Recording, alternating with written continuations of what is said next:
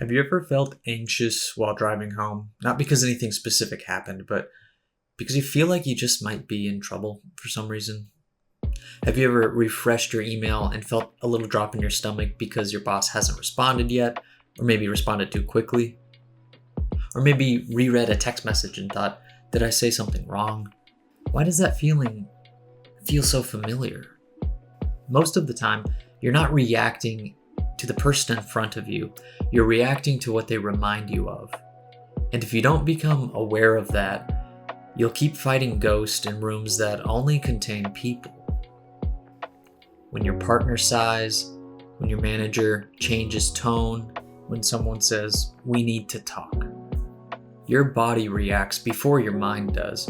That tightness in your chest, that rush to defend yourself, the sudden urge to apologize or shut down. And if you're honest, it doesn't feel new, it feels old. It feels a lot like being 15. Think about yourself as a teenager.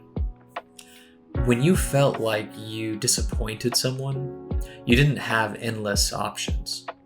There were only a few directions you could go. You developed a strategy. Some people became defiant, the rebel, the punk, the one who decided, if I'm going to disappoint you anyway, I'm not going to play your game. They roll their eyes, they push back, they detach from expectations entirely. Underneath it isn't confidence, it's armor. If I reject your approval first, you can't take it from me. As adults, this becomes hyper-independence, reacting strongly to criticism, feeling controlled easily, protecting autonomy at all costs. They don't fear disappointment, they fear control. Others become the pleaser, the good kid, the reliable one. They studied the room constantly, they learned tone shifts, they anticipated disappointment before it was spoken. They apologized quickly, overperformed, tried to be easy. Underneath it wasn't weakness. It was safety through alignment. If I meet your expectations perfectly, you won't withdraw from me. As adults, this becomes difficulty setting boundaries, chronic guilt, anxiety about letting people down, feeling responsible for other people's moods. They don't fight disappointment. They try to prevent it entirely. And then there's the ones who turn it inward. No rebellion, no overperforming, just absorption like a sponge. A disappointed look becomes a verdict. I'm just bad at this. I always mess things up. I'm not good enough. As adults, this becomes a harsh inner critic, assuming fault before checking facts, feeling shame that is bigger than the situation. Different personalities, but the same trigger for all of this. Disappointment, or even the possibility of disappointment. And as a child, it felt like being in trouble, but as an adult, it just feels like disappointing someone. Underneath it, though, is the same fear, losing approval, losing belonging, not being enough. And these patterns usually aren't conscious. You don't wake up thinking, today I will reenact my adolescence in my marriage. The reaction fires from the unconscious. You think you're responding to your partner, but you might actually be responding to a parent's tone or an old teacher's criticism, some earlier moment of shame, maybe.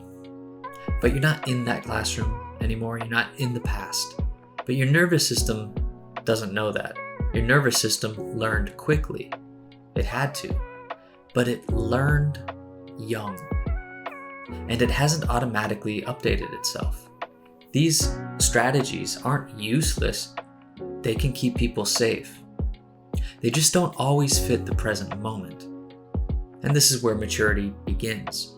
When you feel that drop in your stomach, instead of reacting immediately, take a second to step back and ask, did I actually disappoint them?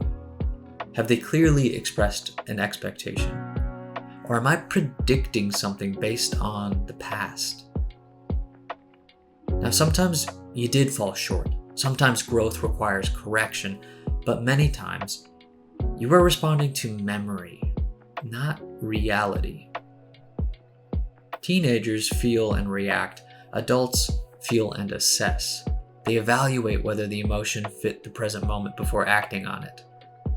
Or at least they should. The question isn't whether you developed a strategy. Everyone did.